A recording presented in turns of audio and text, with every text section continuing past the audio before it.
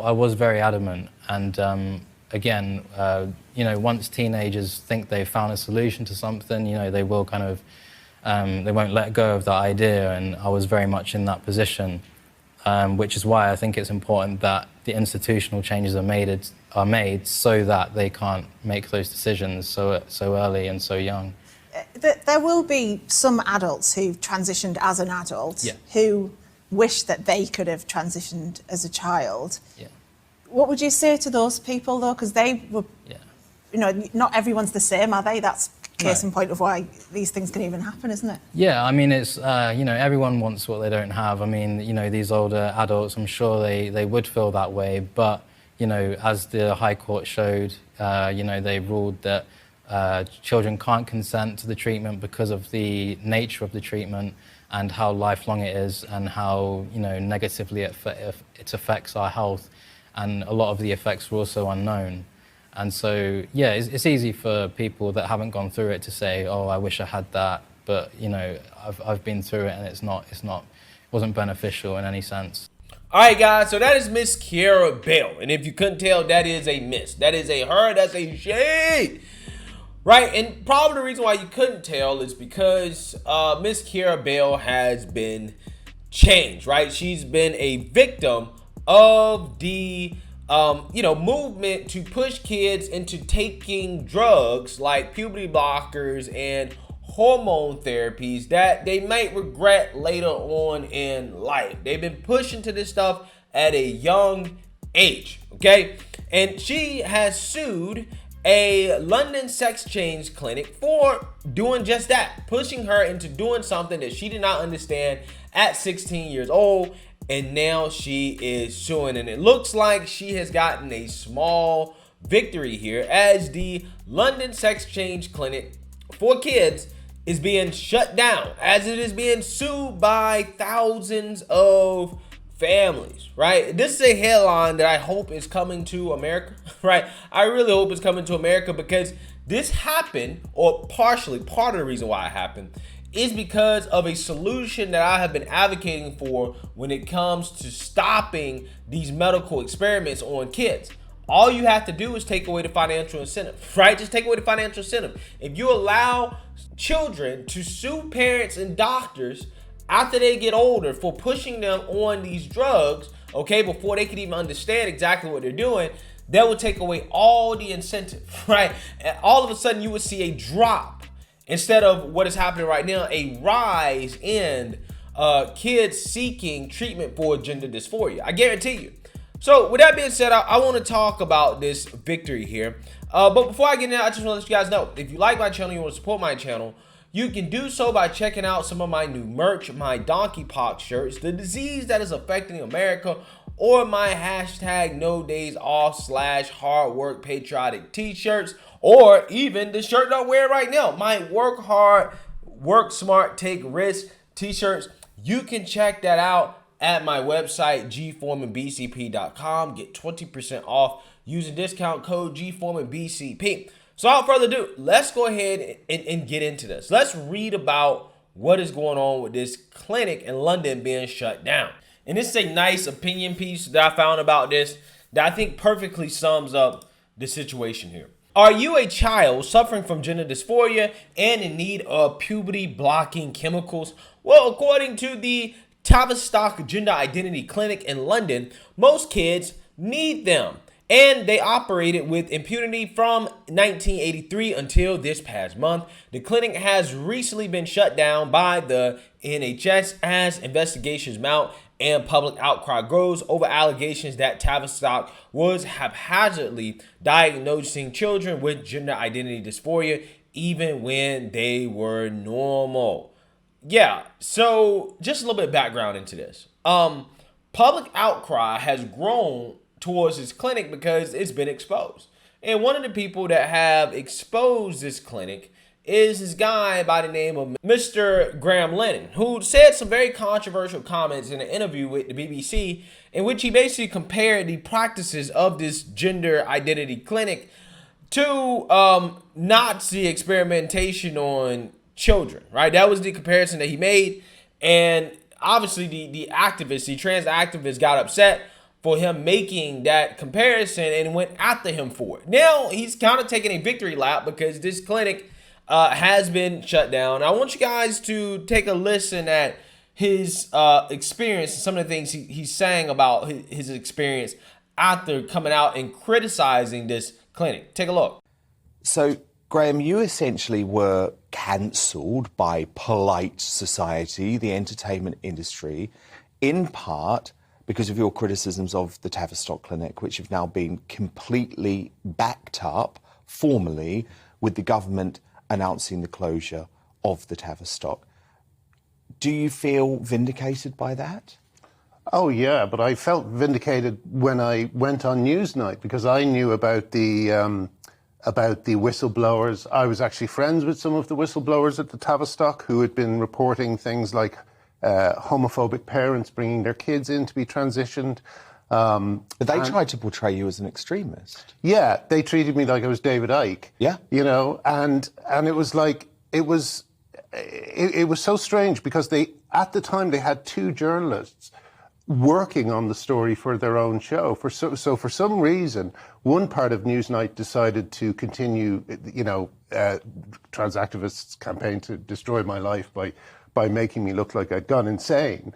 And yeah, at the same time, they somehow managed to get a story through about the Tavistock, which was very rare on Newsnight because BBC in general, Newsnight as well, have been very careful to kind of lie by omission about this subject. They don't cover it. Even now, when it's been revealed that 1,000 families are going to sue the Tavistock, I asked how long I had. They said 5 minutes. 5 minutes to talk about the sterilisation of children. And they threw a Pink News headline at me. Pink News have written, I believe, more than 75 stories about me since I started talking about this issue. Still don't beat J.K. Rowling, who got 42 stories in a single week. But I went in thinking, because it's very hard to explain this subject to friends and family. They didn't understand it. And I thought, well, at least Newsnight will provide a good, sober kind of analysis of what's going on. But of course, it's not in their interest to do that because the BBC is captured. You know, they have children's TV programs telling kids that there's more than 100 genders. Yeah, so just that conversation is that guy basically blew the whistle on this gender identity clinic, right? Doing an interview with the BBC and the trans activists and the mainstream liberal media over there in the UK got upset, right? They got pissed. They was like, we're not having it. We're not having it. Okay, and this guy experienced all types of backlash. But ultimately, the guy was proven right in the sense that, there were things that were happening at this clinic that are not necessarily in line with what even the government, right, the UK government is saying that this clinic should be doing, which is why they're getting shut down. So let's read more here. With the concept of transsexuality being widely promoted by the corporate media, leftist parents, public school teachers, and many Western governments, it's no wonder so many children are starting to feel like they need to join the trend and signal their virtue. In general, most children want to make the adults around them happy, and the pressure to conform to gender identity fads is immense. Facts. Facts, right? Facts. That's what's happening. This stuff is literally socially constructed. The left, they always talk about social constructions. The whole, kids wanting to be transgender thing is 100% a social construction that's being pushed on them by friends and family, right? It's 100% peer pressure. Tavistock, the only gender and sex change clinic in Britain, went from treating around 130 children patients per year in 2010 to treating nearly 2,400 in 2021. In fact, the clinic was facing overwhelming demand for services at the time. By the time it was finally shut down, and numerous proponents of sex change treatment for children argued that more clinics like Tavistock would soon be needed. Yeah, so listen to this, guys. 130 patients per year in 2010, all the way to 2,400 in 2010. How does that happen? That is statistically impossible, okay, for demand to increase that much, right? If this is truly a natural phenomenon, it is a natural phenomenon, how does that happen, right? To me, there is a social aspect to this where you have parents, teachers, friends, whoever, pushing this stuff on children. And therefore, it is leading them to seek treatment for something they don't actually really have. Again, there might be some kids that actually are legitimately experiencing this stuff, right? They may be born and they may think, you know what, I don't feel right. Okay, does that mean that it's necessarily true gender dysphoria, as in they were born in the wrong body? I'm not sure. But it could be depression, it could be anxiety, it can be a lot of things that making kids feel this way. That doesn't mean that the first thing you should do is to pump them full of drugs and hormones that don't belong in their bodies. What changed in the past decade? Not the percentage of people born with gender dysphoria. That would be statistically impossible. The only thing that has changed is the trans identity politics are now a fad, and young people are being specifically targeted with trans propaganda. The controversy around Tavistock deepened in 2020 when the center was taken to court by Kiara Bell, a former patient who argued she had been too young to consent to medical treatment overseen by GIDS that began her female-to-male transition as a teenager. Bell won her initial case but was overturned on appeal, with the Court of Appeal affirming the principle of Galec competence that, quote, it was for doctors and not judges to decide on the capacity of a person under 16 to consent to medical treatment. In other words, it's up to the same doctors that have a political agenda and stand to make considerable money by conning children and teens into believing they are trans. These doctors, with no science whatsoever to back up their claims on gender identity, are the people that get to decide if your child needs gender affirmation drugs or surgeries in the UK.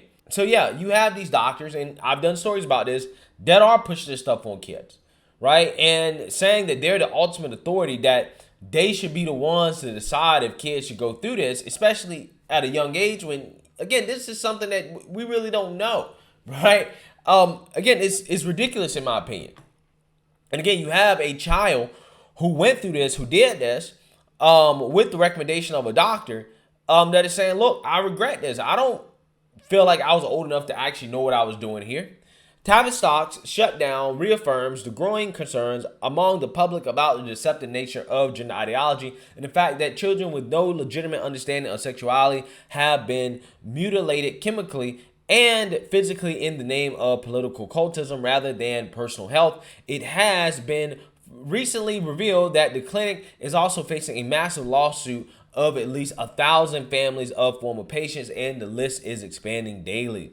Much like abortion doctors, gender affirmation doctors seem much more preoccupied with political activism than fulfilling the principles and demands of their own profession. Beyond the temptation for such doctors to exploit unwitting and underage patients in order to make large sums of money through government grants and insurance payoffs, there is also the temptation to artificially inflate the demand for sex change services as a way to fabricate proof that gender politics are as pervasive as they assert facts. Not only that, there's a monetary incentive. They get paid for it, right? They make more money by performing these operations and these treatments on patients. And while at the same time, they can say, hey, look, guys, this stuff is going up, which means this is a serious issue. That means that kids are actually experiencing this issue. They need these treatments. They need these medicines. Again, it's messed up, man. And this is why I say you have to take the profit incentive, the financial incentive out of it. That's the only way to fix it. Because again, if some of these kids are actually experiencing gender dysmorphia, they were born in the wrong body, okay, fine, right? If they go through the treatment and they decide that, when they get older, they don't regret it, hey, doctors, parents, you don't get sued. But if kids get older and they decide that, hey, I regretted this, I wasn't old enough to consent to this is not my fault, I didn't want to do this, then parents and doctors should be held responsible for it, right? That way, before they decide to undergo treatment, they are 100% sure, that this is medically necessary. Otherwise, they shouldn't be doing it, period. You shouldn't be doing it, right? I mean, I would go even further to say in my ideal world, they wouldn't do it at all, right? Even with 100% confidence that the child actually has gender dysphoria and that, they actually were born in the wrong body or whatever, still shouldn't do it. Wait till you're 18. The pros of waiting until you're 18 outweigh the cons of waiting until you're 18. The only cons of waiting until you're 18 is that, well, you already went through puberty. But again, that to me is a much more desired outcome than you not going through puberty and then you going on these hormones and then, you know, 10, 15 years later down the road, you deciding, oh, I didn't really want to do this. You've missed out on puberty, right? You've now, you know, cut off your genitals. You've now injected all these hormones in your body that have created permanent changes. What are you supposed to do, right? What are you supposed to do? In other words, brainwash people when they are young and they will grow up to join the cults when they are adults. It's about manufacturing a destructive political movement by manufacturing consent, get them to commit to irreversible gender reassignment as children, and maybe they will be trapped with the leftist void for the rest of their lives. The Tavistock clinic is now closed, but there are more of these clinics across the Western world, and the monstrous nature of their mission still has not been adequately addressed. Facts. This is why I say I hope this is a headline coming to the United States. Okay. And again, part of the reason why this happened is exactly because of the things I've been advocating for. Allow parents and doctors to be sued. That should be a part of the major Republican platform. Allow them to be sued for this stuff.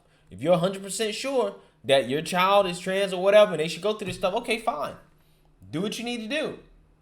But if they regret it in the future, you're held responsible for it. I guarantee you that will stop them from doing it. Guarantee you. Let me know what you guys think. Make sure you like, comment, and subscribe. Most importantly, share a Black conservative perspective. Peace.